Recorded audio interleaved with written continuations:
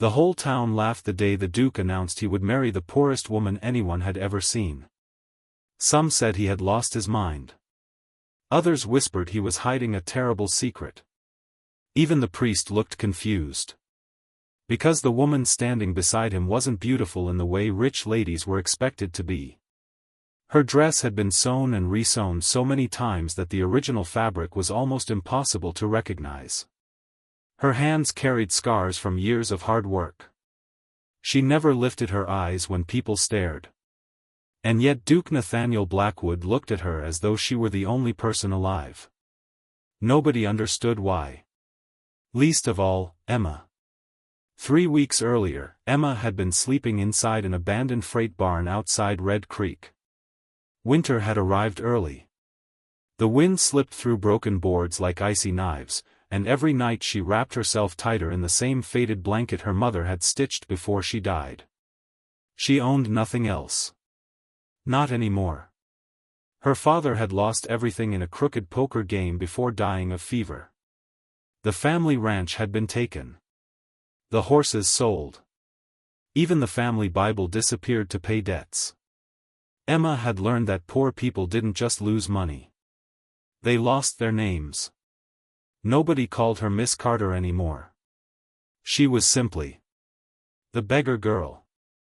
She survived by washing clothes, cleaning stables, and sometimes singing softly outside the church on Sundays for spare coins.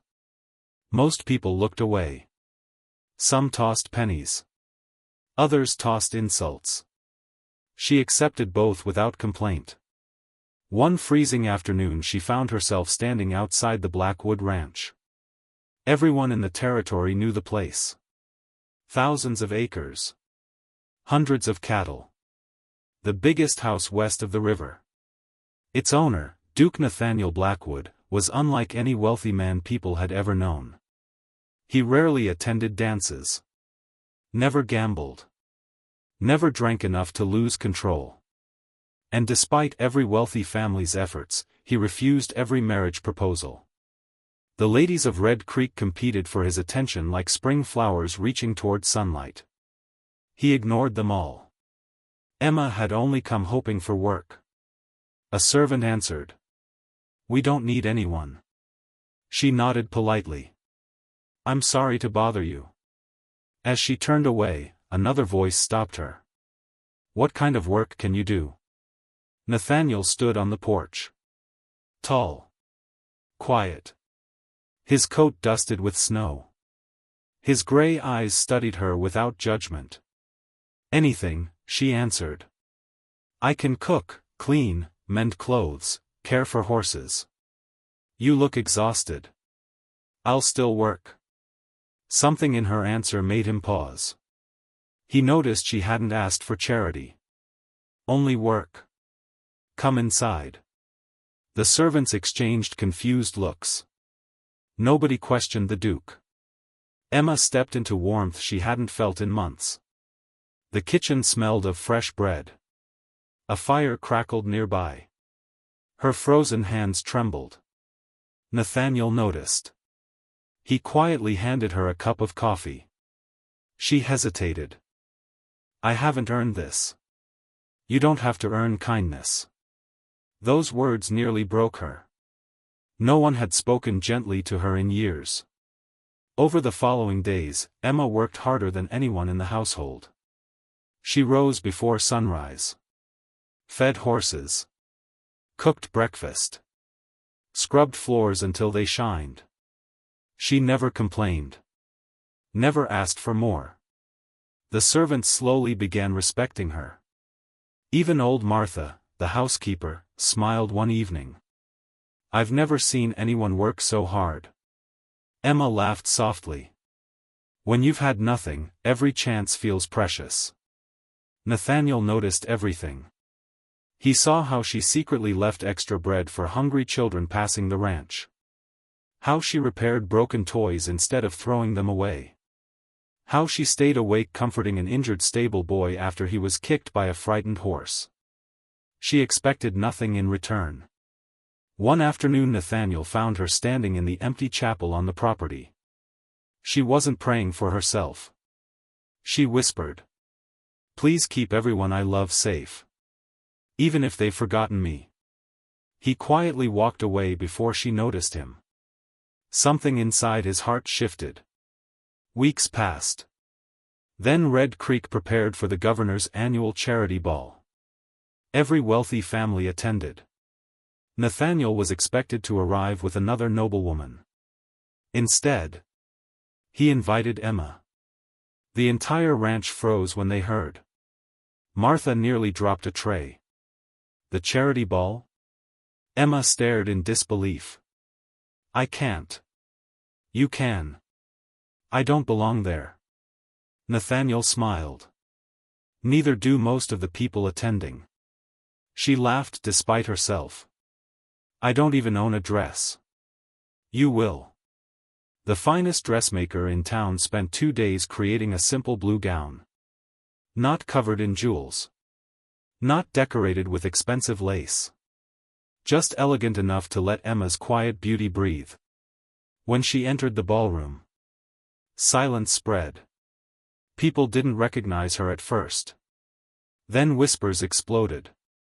Isn't that the homeless girl? What is she doing with the Duke? This has to be a joke. Nathaniel ignored every stare. He offered his hand. Dance with me. I've never danced. I'll teach you. As music filled the hall, Emma stumbled during the first steps. She blushed. I'm sorry. Nathaniel smiled. Look at me. She did.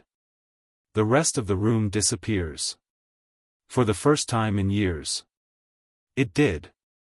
Across the ballroom, another pair of eyes watched with quiet fury. Charlotte Whitmore. The richest heiress in the territory. She had spent 2 years believing she would become Duchess Blackwood. Watching Nathaniel smile at Emma felt like a slap across her face. She leaned toward her father. This ends tonight. Outside, snow continued falling. Inside, destiny quietly changed course. Because before sunrise, someone would accuse Emma of a crime she never committed.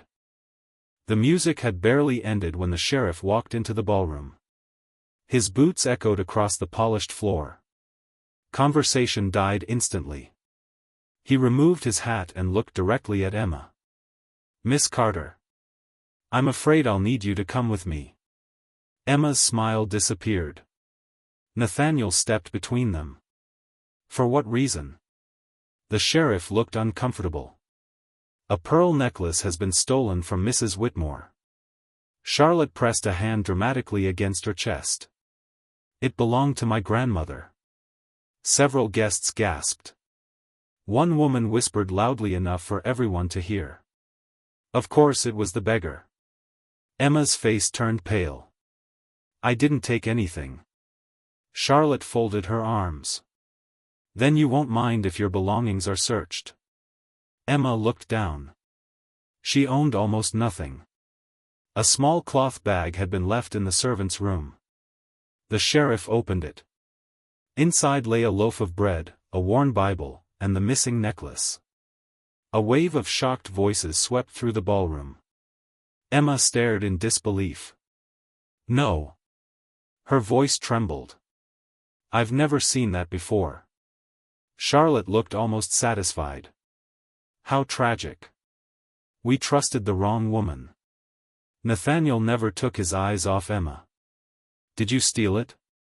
She looked at him, tears filling her eyes. If I say no, will you believe me? Without hesitation, he answered. Yes. The room fell silent. Charlotte frowned. You can't be serious. Nathaniel calmly picked up the necklace. This was planted.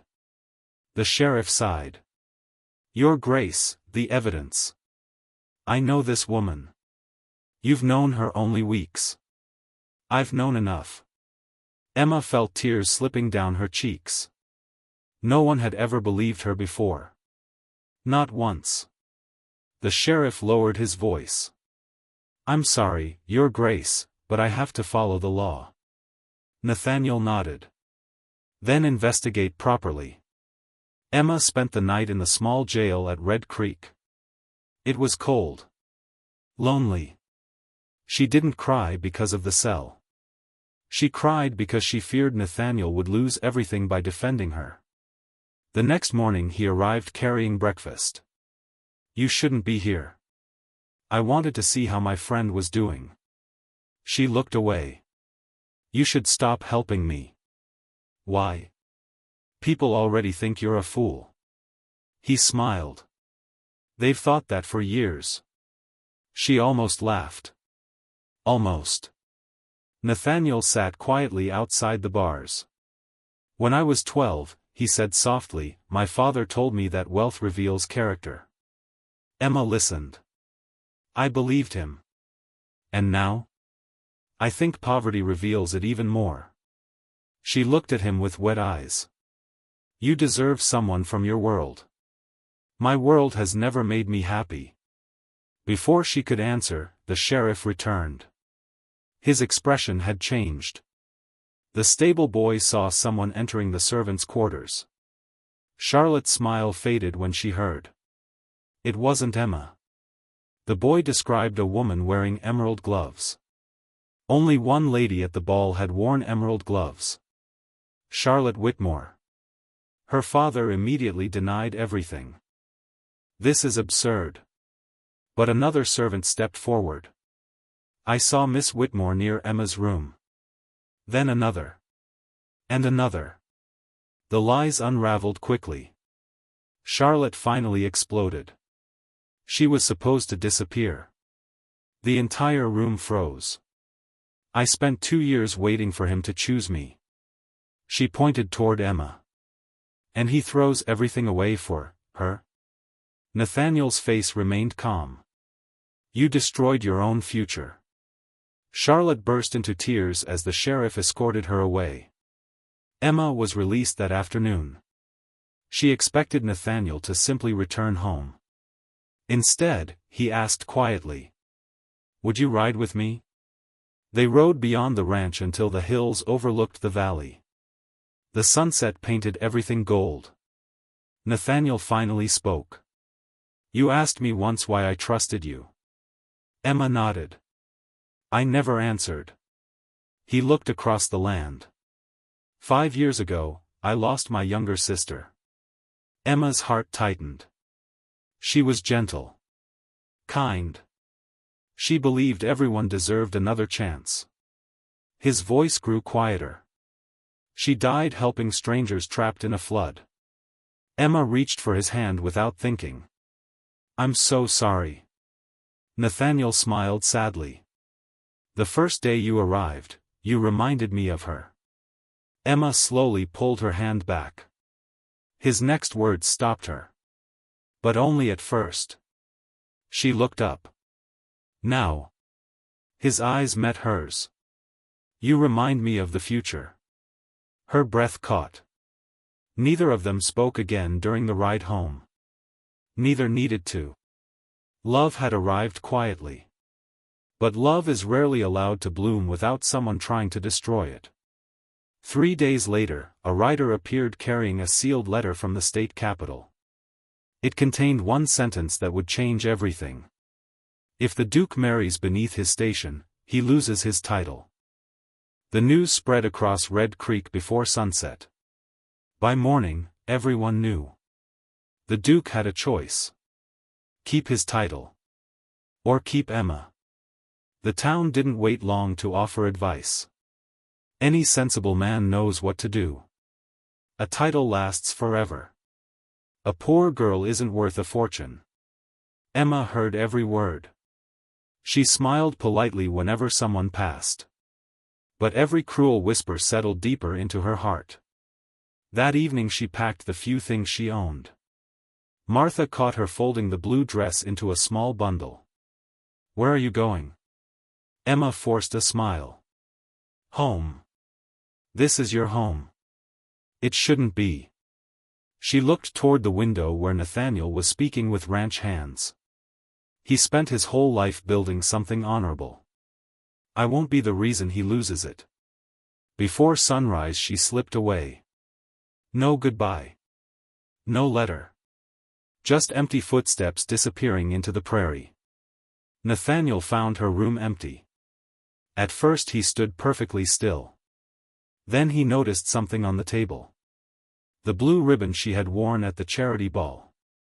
Nothing else. He understood immediately. She hadn't left because she stopped loving him. She had left because she did. For the first time in years, the calm Duke Blackwood lost his composure. Saddle my horse. Within minutes he was riding across frozen fields. He searched neighboring towns. Mining camps. Churches. Rail stations. Everywhere. Days passed. No sign of Emma. Meanwhile Emma traveled farther west, taking whatever work she could find. She cooked for trail riders. Washed laundry. Helped an elderly widow repair fences. Every night she whispered the same prayer. Please let him forget me. Every morning she hoped God hadn't answered it. One rainy afternoon she stopped beside a small church. Children were singing inside. The sound reminded her of her mother. She quietly sat in the last pew. When the service ended, the pastor approached. You look tired. I've had a long journey. You can stay here tonight. She thanked him. As she prepared supper in the church kitchen, someone knocked at the door. She opened it. Nathaniel stood there, soaked from the rain. For several heartbeats neither of them spoke. Finally she whispered. You found me. I never stopped looking. Tears filled her eyes. You shouldn't have. I couldn't breathe without trying. Emma turned away before she broke completely. You'll lose everything. Nathaniel stepped closer. I've already lost everything once. She looked back. My parents. My sister. I survived all of it. He gently took her hands. But losing you. His voice cracked. I don't think I survived that. Emma's tears finally came. She rested her forehead against his chest. I love you. I know. I love you too. For a long time they simply stood together while rain tapped softly against the church roof. It felt as though the whole world had gone quiet. But peace never lasted long. A carriage arrived before dawn. Inside sat Nathaniel's attorney. His face was grave. The council has made its decision. Nathaniel unfolded the document. His expression never changed. Emma searched his eyes. What does it say? He folded the paper carefully and slipped it back into the envelope. It says the wedding will take place in 2 weeks. Emma smiled in relief. Then she noticed the sadness in his eyes. What aren't you telling me? Nathaniel looked toward the sunrise. If we marry, I won't only lose my title. He paused. I'll lose the Blackwood Ranch itself. Emma's heart stopped. The land his family had built for generations would be taken away forever. And for the first time since they had found each other, Emma wondered whether love could survive such a sacrifice. Emma did not sleep that night. Long after Nathaniel had finally closed his eyes in the small room the pastor had offered them, she sat beside the window watching dawn creep across the empty plains. She could not stop thinking about the ranch. Every fence Nathaniel had repaired with his own hands. Every stable boy he had taught to ride. Every widow he quietly helped through hard winters. If he lost Blackwood Ranch, it would not only break his heart. It would leave dozens of families without work. She loved him too much to let that happen. Before sunrise she quietly slipped outside. She had barely reached the road when Nathaniel's voice came behind her. Running away again? Emma stopped. Without turning around, she whispered, "This time I'm trying to save you." He walked beside her until they faced one another. You don't get to decide what my life is worth. I'm trying to protect it. No. His voice remained gentle. You're trying to carry a burden that belongs to both of us. She looked at him with tears shining in her eyes. If you marry me, you'll lose everything. Nathaniel smiled sadly. I've been listening to people tell me what I should value my entire life. They said wealth. They said titles. They said reputation. He reached for her trembling hands. But none of those things ever waited beside an injured child all night. None of them shared bread with strangers. None of them taught me what peace feels like. You did. Emma broke down completely. She buried her face against him as he held her through the cold morning wind. I don't know how to deserve this love. You don't earn love, he whispered. You choose it. Word of the coming wedding spread farther than anyone expected. Some people rode for hours simply to witness what they believed would be the greatest mistake in the territory's history. Others came hoping Nathaniel would change his mind before the ceremony. Even members of the territorial council arrived. One elderly councilman spoke privately with Nathaniel outside the church. There is still time. Nathaniel answered calmly. For what? To marry someone suitable. I already am. The councilman sighed. You'll walk away from generations of honor. Nathaniel looked toward Emma, who was helping children decorate the church with wildflowers they had gathered from nearby fields. No. I'll be walking toward it.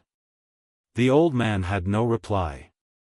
The morning of the wedding arrived beneath bright western skies. There were no crystal chandeliers. No orchestra. No expensive decorations. Only a small wooden church standing against endless prairie. Emma wore the same blue dress from the charity ball. Martha had carefully repaired every stitch. It's still beautiful, Emma whispered. Martha smiled while brushing a tear from her cheek. My dear. It always was. Nathaniel waited at the front of the church. He wore his father's old black coat instead of formal noble clothing. He no longer wished to look like a duke. Only like the man Emma loved. As the church doors opened, every conversation stopped. Emma slowly walked down the aisle. She was not the richest bride anyone had ever seen. She was not the most fashionable. But no one present could look away. Nathaniel's eyes filled before she even reached him. The pastor began. We are gathered today. The church doors suddenly burst open. A rider stumbled inside, covered in dust. Wait. Everyone turned. The man held several folded documents. I came as fast as I could. Nathaniel frowned. What happened? The rider handed him the papers.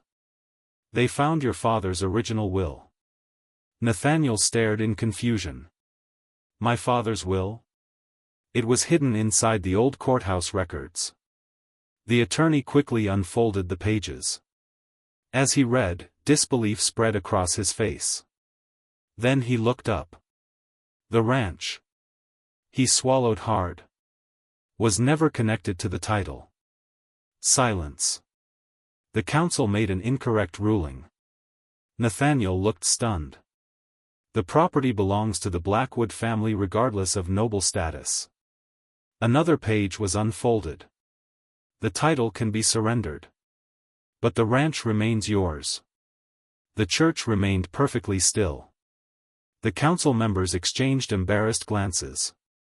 Their mistake had nearly destroyed 2 innocent lives. Nathaniel slowly lowered the papers. Then he began to laugh. Not because of the land. Not because of the title. But because the greatest fear standing between them had disappeared. He looked at Emma. Now. His smile trembled. May I finally marry you? She laughed through her tears. I've been waiting. The pastor smiled. I believe we all have. The vows were simple. There were no speeches about wealth. No promises of castles or titles. Nathaniel held Emma's hands as though letting go was no longer possible. "I cannot promise you an easy life." Emma smiled. "I've already lived the hard one." Soft laughter filled the church. "I cannot promise there won't be storms." She squeezed his hands. "We'll stand in them together." His voice became unsteady. "But I promise that no matter what tomorrow brings, you will never again wonder whether you belong." Emma wiped away another tear. Then she answered. "I have spent most of my life believing I was forgotten. I believed my worth depended on what I owned. Or what people thought of me." She looked directly into Nathaniel's eyes. "You changed that. You looked at me when everyone else looked away. You believed me when no one else would. And from this day until my last, I'll spend my life giving that same love back to you." Not a single dry eye remained inside the church. When the pastor finally declared them husband and wife, Nathaniel kissed her gently. Outside, the church bell rang across the valley. Children cheered. Cowboys removed their hats. Even a few men who had mocked the marriage wiped at their eyes before pretending the wind had caused it. Nathaniel officially surrendered his title the following week. He never called himself Duke again. When someone accidentally addressed him that way, he simply smiled. Just Nathaniel is enough. To everyone's surprise, nothing about the ranch grew weaker. It became stronger. Emma insisted that no child in the territory should ever go hungry if the Blackwood pantry had food. Every Saturday, families arrived for free meals. Nathaniel expanded the schoolhouse and paid teachers from his own savings. Widows found work sewing blankets through the winter. Young cowboys learned to read after long days on the range. The ranch became more than a business. It became a refuge. Years passed. The people who had once laughed at Emma now greeted her with genuine respect. Not because she had married a wealthy man, but because she treated every person, rich or poor, with the same quiet kindness she had carried when she owned nothing. One autumn evening, Nathaniel and Emma sat together on the porch, watching their children race through golden fields while the cattle drifted home beneath a crimson sunset. Emma leaned her head against his shoulder. "Do you ever miss being a duke?" Nathaniel looked across the land, where laughter echoed from workers finishing another long day, where smoke curled from warm homes, and where love had built something far greater than pride. He smiled. "I never stopped being rich." Emma looked at him curiously. "Wealth isn't measured by what a man keeps." He wrapped his arm around her. "It's measured by who is still beside him when he has nothing left." She intertwined her fingers with his.